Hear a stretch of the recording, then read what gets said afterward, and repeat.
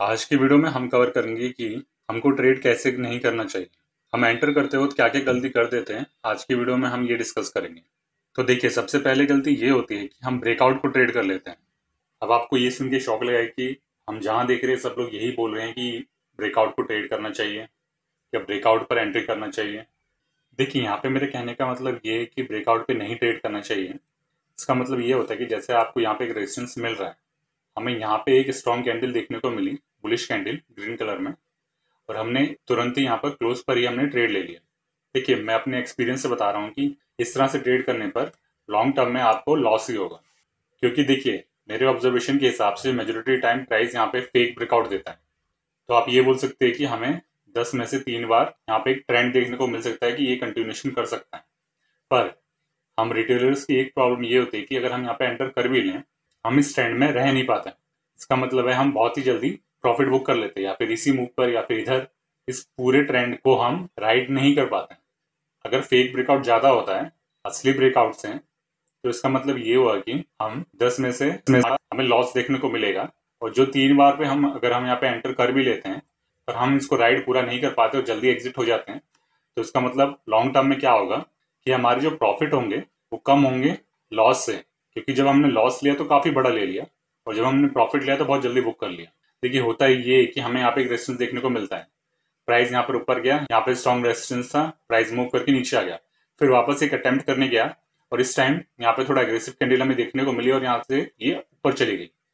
तो होता क्या है कि जो सभी लोग होते हैं उन्हें लगता है कि ये ट्रेंड ब्रेक कर गया है, सभी लोग यहाँ पे एंटर कर जाते हैं। तो यहाँ पे बहुत ज्यादा क्राउड आ जाता है, और जिनका पर्पज होता है कि इस ब्रेकआउट को बाय करने का। और देखिए, स्टॉक मार्केट में जहाँ पे बहुत ज्यादा रिटेलर्स या क्राउड है, प्राइस वहाँ पे कंटिन्यूशन नहीं करेगा, वहां से रिवर्स होने की पॉसिबिलिटी ज्यादा रहती है। तो हमें ट्रेड कब करना चाहिए फिर? तो चलिए इसको पहले चार्ट पर देख लेते हैं। प्राइस ने यहाँ पे रेजिस्टेंस लिया, प्राइस नीचे गया, फिर दोबारा रेजिस्टेंस लिया, फिर प्राइस नीचे गया।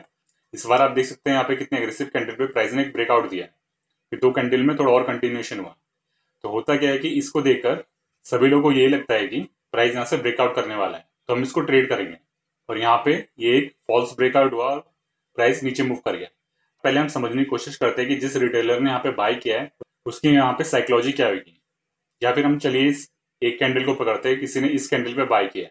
देखिए, जिसने भी यहाँ पे इस कैंडल पे बाय किया, प्राइस ने 2 कैंडल आगे अप डायरेक्शन में दिखाया, इसका मतलब है कि उसको अपने अकाउंट में एक प्रॉफिट देखने को मिलेगा और प्रॉफिट इंक्रीज होते हुए दिखाई देगा, तो वो खुश होगा। फिर यहाँ पे प्राइस थोड़ा पॉज करता है और थोड़ा सा नीचे आता है। जब प्राइस थोड़ा सा नीचे आएगा तो वो तब भी खुश है, क्योंकि अभी भी उसको प्रॉफिट दिख रहा है। और मान लीजिए उसका प्रॉफिट यहाँ पे 1000 रुपीज का है, तो खुश है। जैसे प्राइस नीचे आया उसका प्रॉफिट थोड़ा कम होके 700 हो गया मान लीजिए।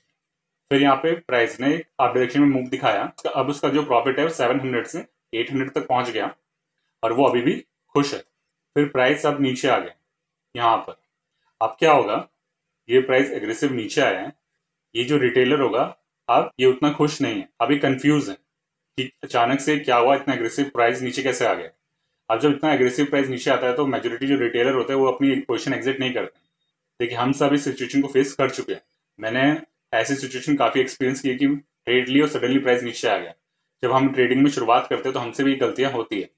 जब इतना एग्रेसिव नीचे आता है तो हमारे मन में एक होप होती है कि जितना प्राइस एग्रेसिव नीचे आया इतने एग्रेसिव ऊपर जा सकता है। 1000 के प्रॉफिट को देख के मन में रख के हम एक विश्वास बना लेते हैं कि प्राइस ऊपर जाएगा, एक होप, एक आशा रहती है। फिर क्या होता है, एक ग्रीन कैंडल हमें देखने को मिलती है तो वो उस होप पर हम थोड़े और पक्के हो जाते हैं। पर हम इस चीज को इग्नोर कर देते हैं कि प्राइस इतना एग्रेसिव नीचे आ गया है, ये एक फेक ब्रेकआउट हो चुका है। हम ये नहीं देख पाते कि हम अभी भी अपनी पोजीशन में।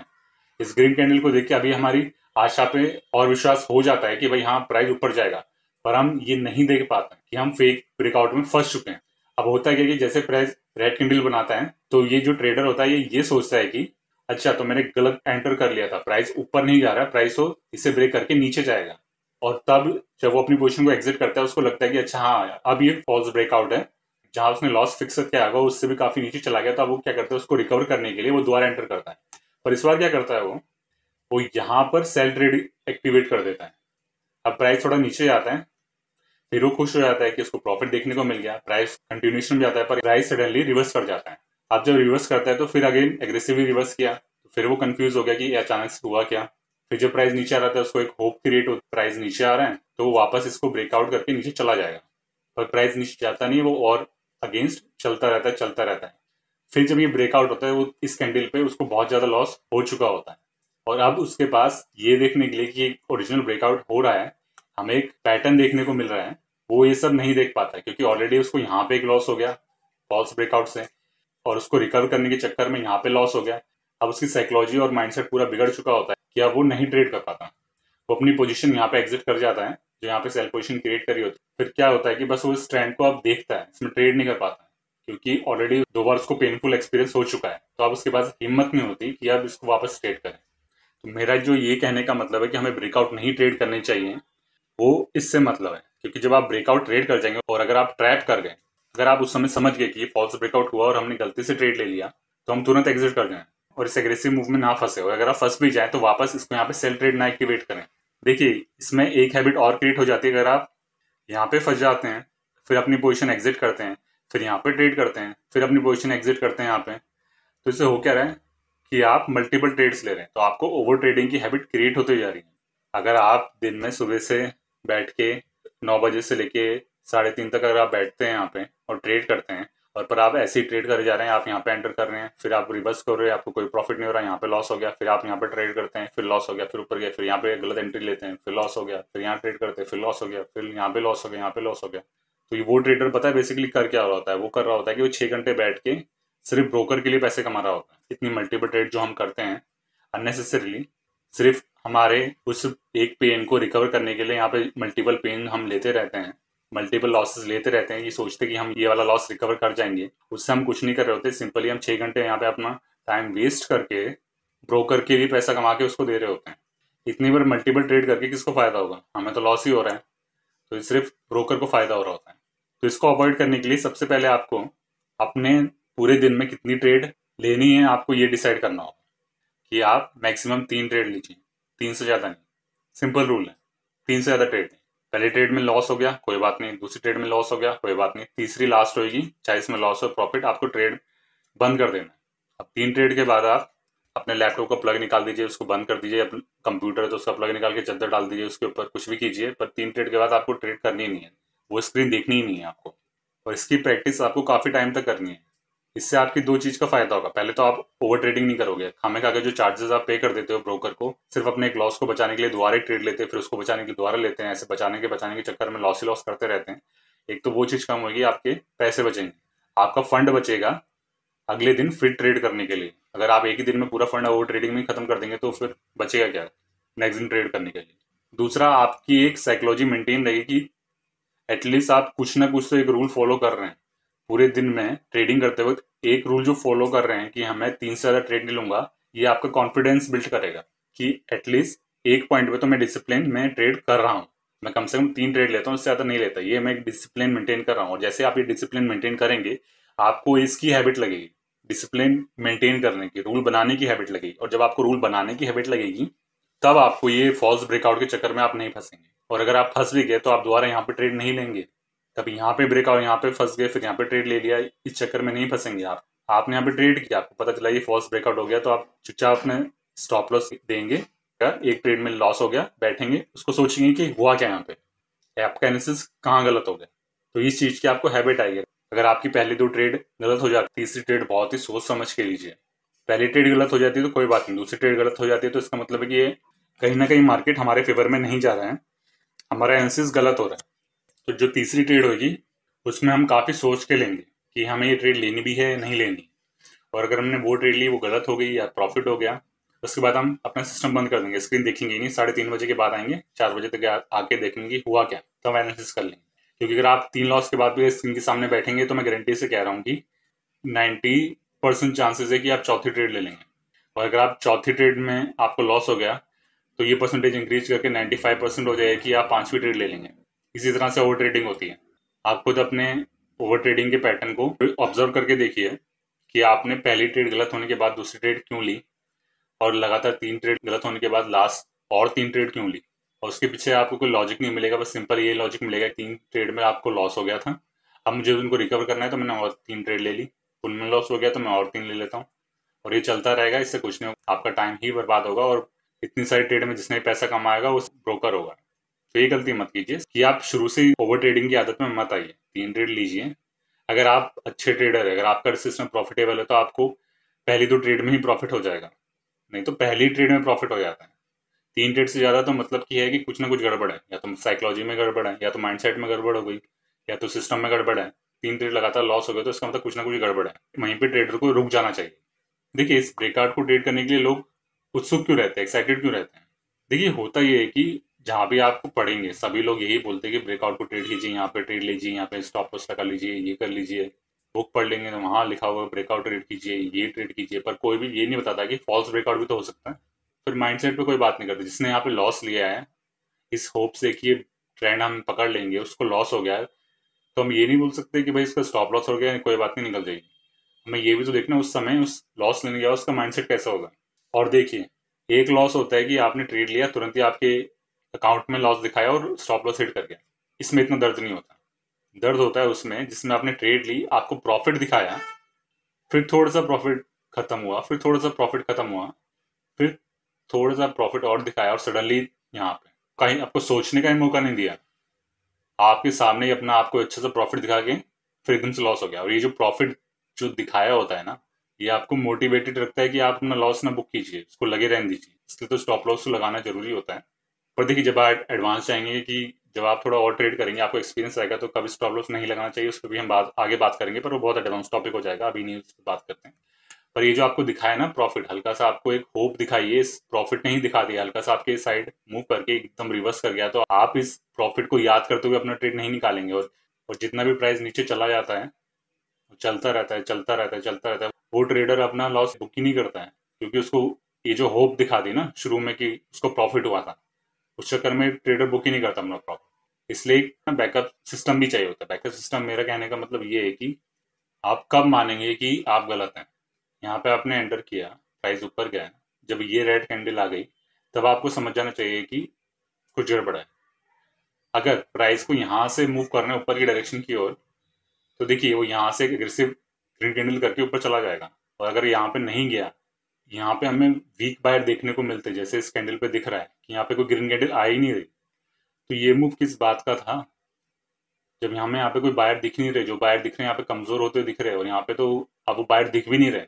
पहले तो कम से कम 3 ग्रीन कैंडल दिख रही थी, यहाँ पे तो अब वो भी नहीं दिख रही। तो ऑलरेडी मतलब ये कहने का मतलब है 2 बार बायर ने अटेम्प्ट किया, वो कुछ ही हासिल नहीं कर पाया। ये एक लास्ट अटेम्प्ट था और एक कंफर्मेशन कि भाई इसके बाद तो प्राइस नीचे गिरेगा। तो ये जो पॉइंट है यहाँ पे हमें समझ जाना चाहिए कि हम गलत हो गए। और देखिए, एक गलती और करता है रिटेलर कि वो मानता है कि अगर वो ट्रेंड को पकड़ भी लेगा, अगर ब्रेकआउट को उसने मान लीजिए यहाँ पे एंटर कर भी लिया, तो उसको ये होप रहती है कि वो उस ट्रेंड को फॉलो कर जाएगा। क्योंकि देखिए, आप थोड़ा सा यहाँ पे विचार कीजिए कि जो इतनी बार यहाँ पे लॉस ले चुका है, अगर उसको हल्का सा प्रॉफिट दिखेगा तो सबसे पहला काम प्रॉफिट बुक ही करेगा। तो हल्का सा प्रॉफिट मिलेगा तो सोचेगा कि 4 ट्रेड में लॉस होगा, कम से कम एक ट्रेड का तो निकल जाए। जो एनालिसिस यहाँ पे करता है कि ब्रेकआउट करने के बाद ट्रेंड ऐसे जाएगा, अब वो एनालिसिस वो यहाँ पे नहीं करता। अब वो इसको ब्रेकआउट की तरह देखता ही नहीं है। अब तो कुछ भी मिल जाए बस बुक कर देंगे प्रॉफिट, ये माइंडसेट आ जाता है। तो देखिए, इसलिए एक रिटेलर्स को बहुत अलर्ट होकर ट्रेड करना चाहिए, बहुत स्ट्रिक्ट रूल बनाने चाहिए। क्योंकि हमारे पास इतना पैसा नहीं कि हम प्राइस को मूव कर सके। एक रिटेलर के पास इतना पैसा नहीं होता है कि वो प्राइस को अपने मनचाहे डायरेक्शन में मूव कर सके या फिर सप्लाई डिमांड को इम्बेलेंस कर सकते। मैं एक रिटेलर की बात कर रहा हूँ। जो सिंगल रिटेलर होता है वो बस इसी होप में रहता है कि जो बड़ा प्लेयर है वो कहाँ मूव कर रहा है, उसको फाइंड करना है और उसको फॉलो करना है बस। अगर इस वीडियो में से आपको लेना है तो देखिए 3 रूल ले लीजिए। सबसे पहले ब्रेकआउट को ट्रेड मत कीजिए, ब्रेकआउट को ट्रेड मत कीजिए, ब्रेकआउट के पुल बैक को ट्रेड कीजिए। ठीक है, ब्रेकआउट अगर प्राइस कर जाता है, जब तक ये पुल बैक नहीं देता मुझको, मैं ट्रेड नहीं करूंगा। सिंपल सा रूल बनाइए। ब्रेकआउट के बाद मुझे पुल बैक चाहिए तभी मैं ट्रेड करूंगा, नहीं तो नहीं करूंगा। क्योंकि मुझे पता है कि अगर मैंने सिर्फ इसी एग्रेसिव मूव को ही देख के ट्रेड ले लिया, मुझे ट्रैप कर दिया, और अगर मेजोरिटी लोगों ने भी इसी तरह से बिहेव किया है कि सभी ने इसी एग्रेसिव मूव को देखकर ही ट्रेड लिया है, तो सभी लोग यहाँ पे ट्रैप हो जाएंगे। तो मुझे ये रूल बनाना है कि ब्रेकआउट होगा तो सब लोगों ने यहाँ पे ट्रेड किया होगा, पर मुझे नहीं करना है, मुझे पुल बैक का वेट करना है। अगर पुल बैक आएगा, देखिए हमने पुल बैक ट्रेडिंग के ऊपर वीडियोस बना रखी है, इंटरडे पे कैसे ट्रेड करें, उसका लिंक आपको डिस्क्रिप्शन में मिल जाएगा। नहीं तो आई बटन पे क्लिक करके भी आप वीडियो देख सकते हैं कि पुल बैक पे कब ट्रेड किया जाता है। जैसे अगर मैं इसका एनालिसिस करूँ तो हमें एक ब्रेकआउट देखने को मिला, ठीक है, पुल बैक आया, कोई बात नहीं, बायर वीक है, ओके। फिर नीचे आया, कोई बात नहीं, अगेन बायर वीक है, ठीक है, एग्रेसिव मूव आया, अभी भी एक होप है कि प्राइस ऊपर जा सकता है, पर ये होप कैसी है कि यहाँ पे जो सपोर्ट है प्राइस गया और यहाँ से एग्रेसिव हमें ग्रीन कैंडल दिखा दे तो मानेंगे कि हाँ ये जो एग्रेसिव मूव है यहाँ पे कंटिन्यू कर सकता है। पर हमें वो एग्रेसिव मूव यहाँ पे देखने को नहीं मिला बायर का, तो हमारे लिए यहाँ पे ट्रेड है ही नहीं, यहाँ पे हमें सिग्नल मिला ही नहीं, तो हम यहाँ पे ट्रेड करेंगे नहीं। ये फेक ब्रेकआउट की पॉसिबिलिटी है, तो हम यहाँ पे कुछ नहीं करेंगे। तो इसलिए ब्रेकआउट हुआ तो पुल बैक का वेट कीजिए, तब ट्रेड कीजिए। दूसरा रूल ये होता है कि 3 से ज़्यादा ट्रेड मत लीजिए एक दिन के अंदर। आप बिगनर से तो प्रैक्टिस कीजिए इस चीज़ को, नहीं तो बिगनर सबसे ज़्यादा गलती यही करते हैं, मल्टीपल ट्रेड लेते हैं। एक बार लॉस हो गया तो उनको ईगो हर्ट हो जाता है, तो अब उनको प्रॉफिट कमाना ही है, रिकवर करना ही है उसको। 10 में से 2 बार आप रिकवर कर भी जाएंगे, 2 बार आपको एक होप देते हैं कि आप हर बार रिकवर कर जाएंगे, पर जब ये नहीं देखेंगे कि 8 बार आपको नुकसान भी हुआ है रिकवर करने के चक्कर में, तो लॉन्ग टर्म में आप लॉस में ही जा रहे हैं। भले ही आप 2 बार रिकवर कर जाएं, पर 8 बार तो आप लॉस ही जा रहे हैं। मल्टीपल ट्रेड कर रहे हैं, ब्रोकरेज बढ़ रहा है, चार्ज बढ़ रहा है, ऊपर से लॉस भी हो रहा है। तो 3 से ज़्यादा ट्रेड मत लीजिए। 2 ट्रेड में आपका लॉस हो गया तो समझ जाइए, तीसरी ट्रेड सोच समझ के लीजिए कि अगर 2 बार हो गया तो कुछ गड़बड़ हो रही है। इसको रूल ऑफ 3 ट्रेड समझ लीजिए कि 3 से ज़्यादा ट्रेड लेनी नहीं है, और 3 बार अगर मुझे लॉस हो गया तो मुझे उस दिन बैठ के इसका एनालिसिस करना है कि हुआ क्या। देखिए, अगर कुछ लोग को अगर पुल बैक ट्रेडिंग नहीं करने आती है, या फिर पुल बैक ट्रेडिंग ठीक है अभी वो समझ रहे हैं, तो एक और उसका ऑप्शन है। एक तो हो गया पुल बैक ट्रेडिंग, दूसरा होता है पैटर्न ट्रेडिंग। जैसे आपको यहाँ पे एक पैटर्न दिख रहा है, इस तरह से आपको एक पैटर्न दिख रहा है। अगर आप इसको समझ पा रहे पैटर्न को, देखिए ऐसे में ट्रेड कीजिए कि यहाँ पे एक प्राइस ऊपर गया, यहाँ पे एक ट्रायंगल सा बन गया, अब प्राइस यहाँ से ब्रेकआउट कर जाएगा। ये इस तरह से ट्रेड मत कीजिए, इस तरह से मत सोचिए इसको। इसके पीछे का एनालिसिस कीजिए। यहाँ पे प्राइस आया, पुल बैक आया, ठीक है। प्राइस अगेन यहाँ पे आया, रेजिस्टेंस बनाया, प्राइस नीचे गया, ठीक है। फिर यहाँ पे फेक ब्रेकआउट दिया, ठीक है, प्राइस नीचे आया, ओके ठीक है।